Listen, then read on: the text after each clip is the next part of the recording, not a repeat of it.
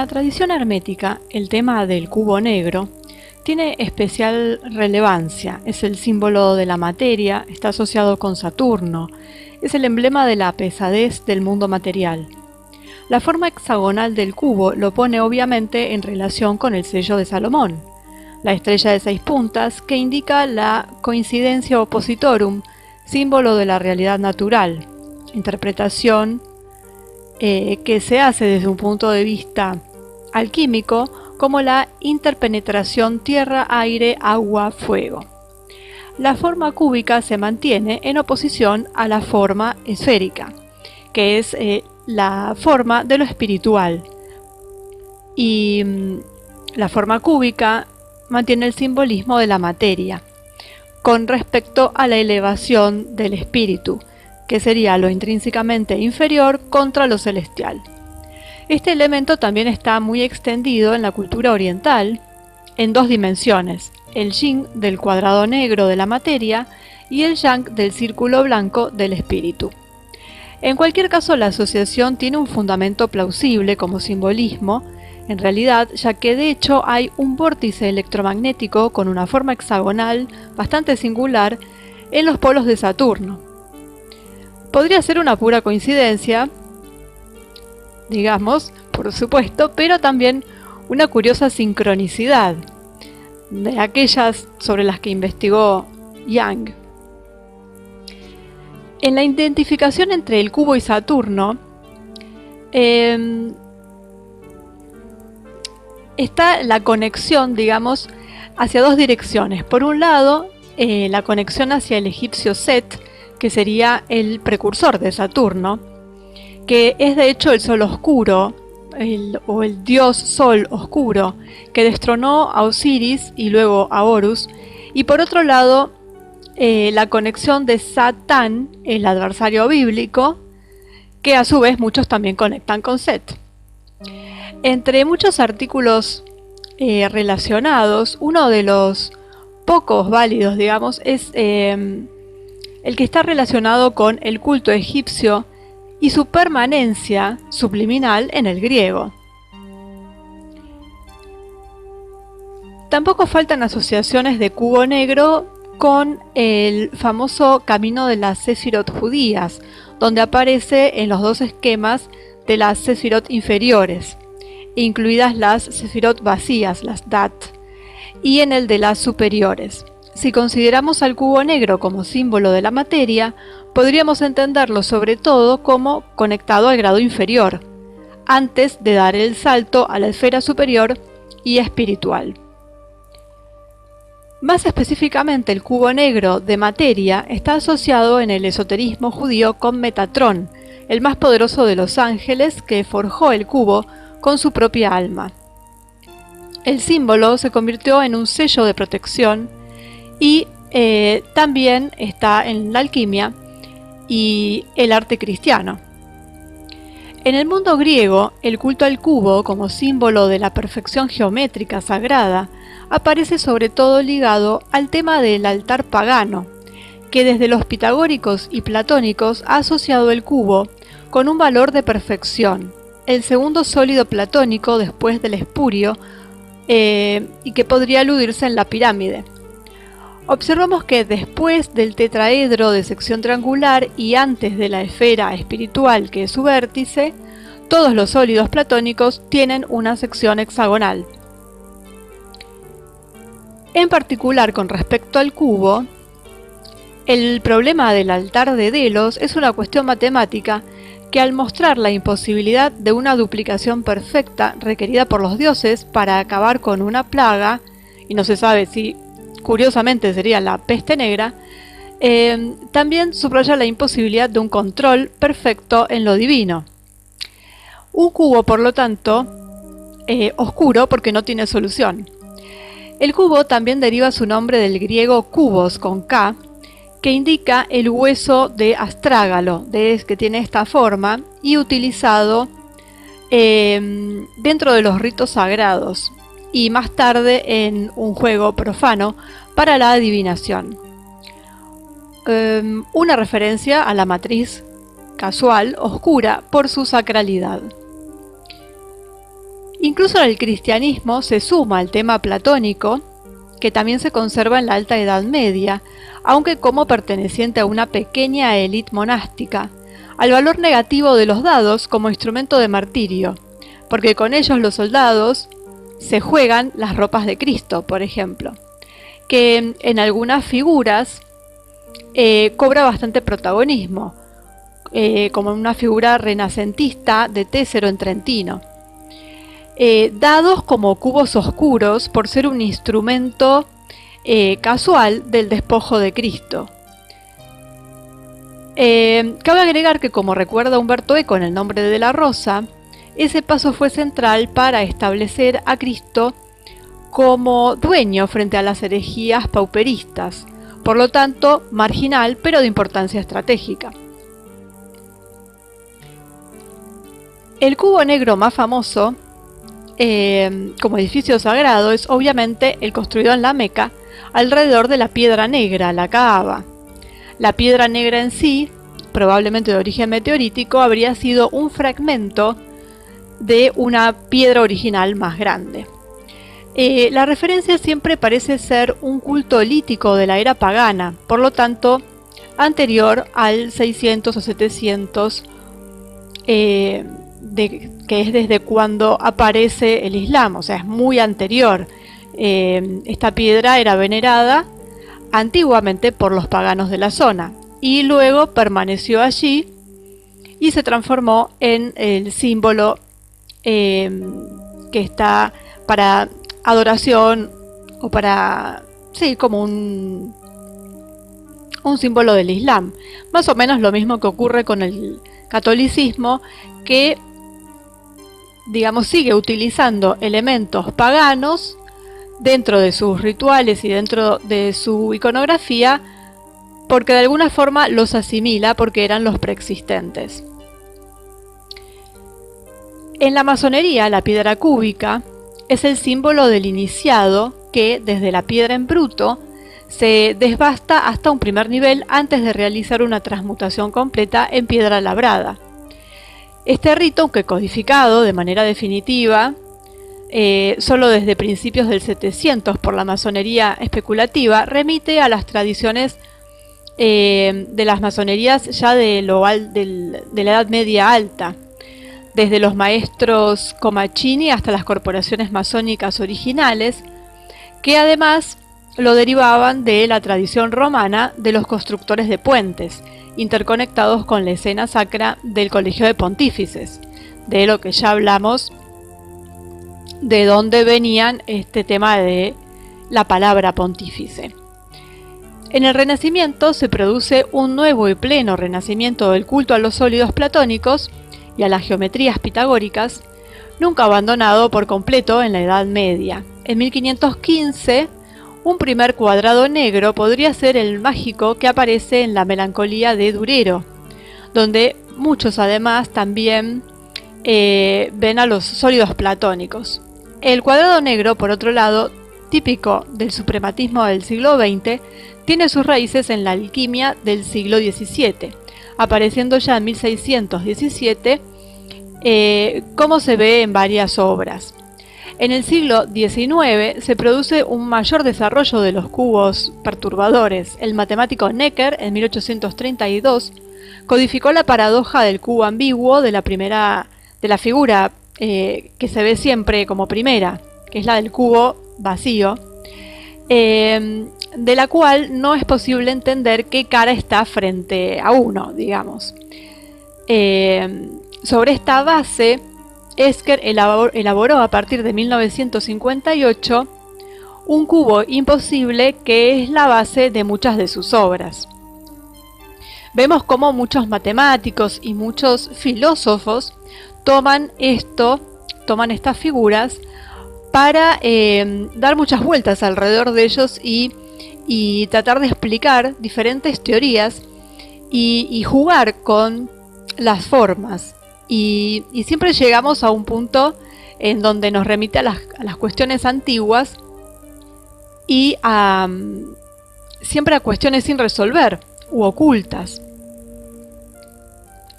En 1882 salió la novela Fatland de Abbott, que describe cómo un cuadrado de un mundo bidimensional llega a pensar en el concepto del cubo.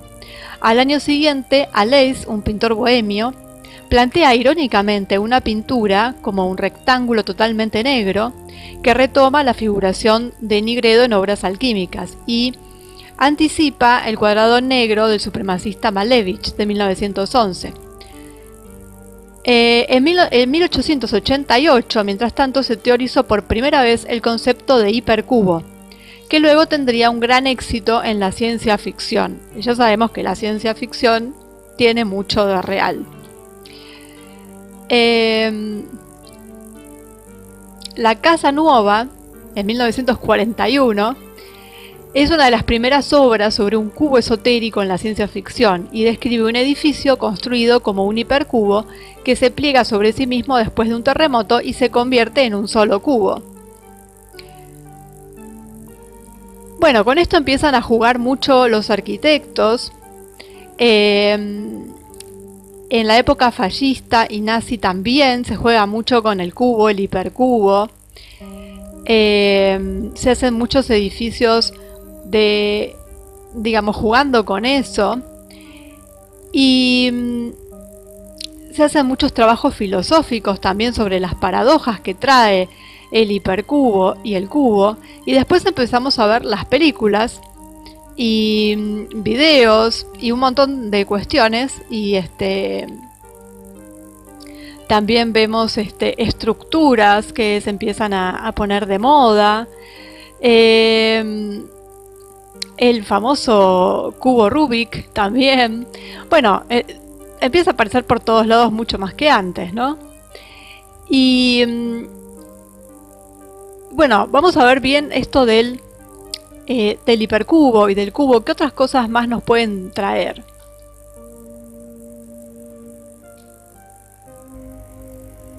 Por ejemplo, hablamos recién del cubo de Metatron.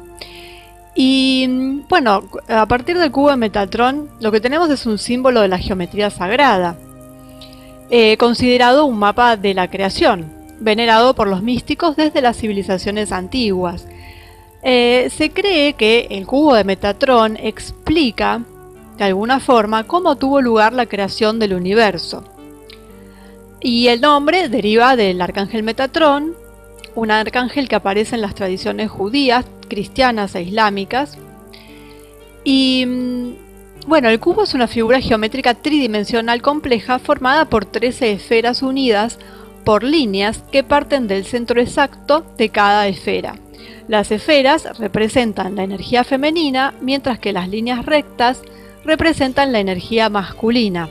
Por lo tanto, el cubo de Metatron representa la unión del principio masculino con el femenino, que juntos crean la fuente de la vida infinita o el principio de unidad o del todo. Por lo tanto, se cree que Dios creó todo el cosmos de acuerdo con un proyecto geométrico preciso. El cubo de Metatron contiene en sí mismo las 5 formas clave que son la base de la materia que constituye el universo y que se conocen como sólidos platónicos. Es decir, la estrella tetaedro, el hexaedro, el octaedro, el dodecaedro y el icosaedro. Algunos argumentan que el cubo de Metatron fue creado para afinar la tercera dimensión, un espacio limitado o una nueva creación muy densa dentro de la cual se sitúa la humanidad.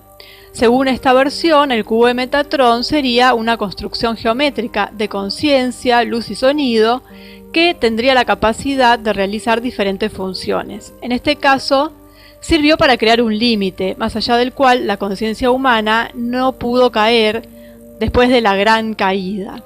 Esto resultó en la creación de la tercera dimensión. Esta era una dimensión extremadamente limitada, capaz de acomodar una cantidad muy pequeña de luz, pero a pesar de ello los seres humanos continúan dotados de conciencia y el planeta Tierra existió en esta dimensión de extrema constricción, separación y limitación durante mucho tiempo y supuestamente ya se estaría saliendo de esta tercera dimensión. O sea que en otras palabras lo que está hablando es de la famosa Matrix. Esto es lo que algunos dicen con respecto al cubo de Metatron, que sería este límite o esta Matrix impuesta de 3D.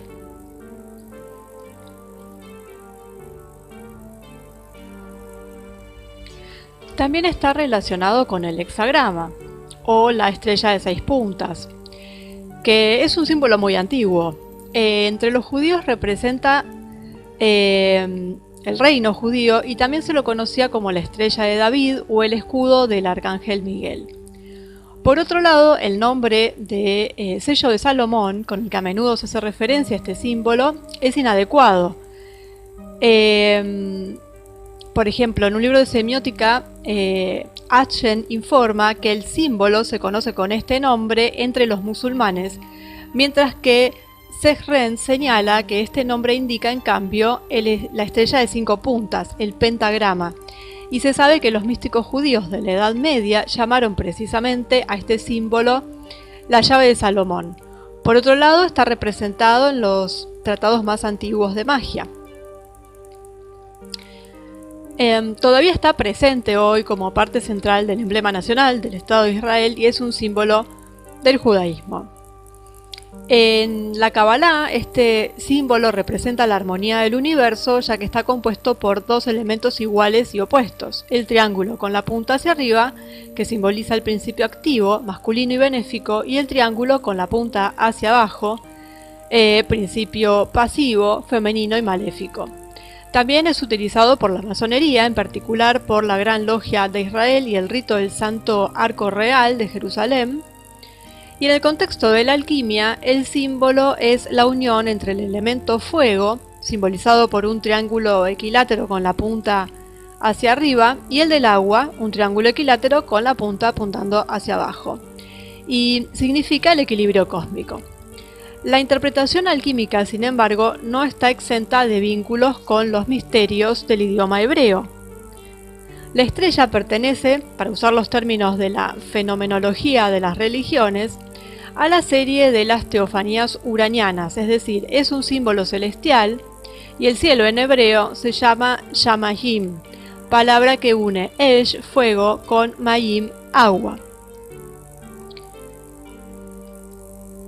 Este símbolo tiene varias y numerosas variaciones y derivaciones según los contextos en los que se vaya insertando. Tenemos, por ejemplo, el hexagrama con un círculo exterior y también al pentagrama, también se lo dibuja a veces con el círculo exterior, con el nombre de pentáculo, y se lo utiliza en rituales mágicos o en talismanes, y el hexagrama adquiere una connotación similar cuando está rodeado por el círculo que lo encierra. Fue utilizado como tal en el simbolismo de la alquimia como signo general del arte espagírico. Y en tiempos más modernos el símbolo fue adoptado por Rudolf Steiner y hoy está estrechamente asociado con su doctrina filosófica, la antroposofía. Después tenemos el símbolo apotropaico, que es una variante del hexagrama que se utiliza a menudo en siglos pasados con un valor apotropaico, que se trazó en los graneros y en las casas para combatir las malas influencias, alejar la mala suerte y como deseo de buena fortuna. Según la creencia popular, este amuleto también proporciona una protección eficaz contra los rayos. Después tenemos el sello alquímico, que es uno de los muchos signos que se utilizan para indicar el arte de la alquimia esotérica. Una variante elaborada de este símbolo está presente en la portada de la obra Aureum Seculum Redivivum del filósofo y alquimista Rosacruz Hernicus Madatanus. Eso está editado en Frankfurt en 1677. Y la parte central que reproduce el hexagrama está formado por la unión de los dos principios fundamentales, el agua y el fuego, o materia y espíritu. Siempre hablamos básicamente de lo mismo. El círculo representa la dimensión cíclica o espiritual del hombre, que es infinita y eterna, y en el centro el conocido símbolo del sol o del oro. Un una reproducción en piedra de este símbolo todavía está hoy en el corazón de Roma. Y vemos este círculo con un puntito adentro que ya lo vimos en la simbología del culto a Saturno, de donde en realidad salen las líneas o los rayos que conforman la estrella de Venus en un punto. O sí, el símbolo con las 8 puntas.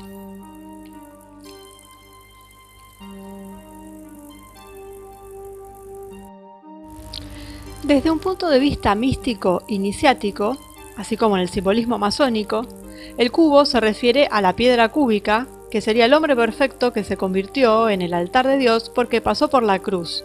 La cruz es un cubo abierto. Por eso dicen esto. Pero bueno, fuera de este simbolismo de los misterios, digamos, el cubo también tiene otro simbolismo de carácter geométrico también, que tiene que ver con la tradición cristiana en este caso, y que ya se sale de lo que es la especulación geométrica de la Grecia clásica de la que veníamos hablando, y se puede decir que la Jerusalén celeste, la que está en el Apocalipsis de Juan, se identifica con una figura geométrica que es justamente el cubo. Y dice, el que me hablaba tenía un bastón de oro como medida para medir la ciudad, sus puertas y sus murallas. La ciudad tiene forma de cuadrado, su largo es igual al ancho. El ángel midió la ciudad con la caña, mide 12.000 estadios, el largo, ancho y alto son iguales.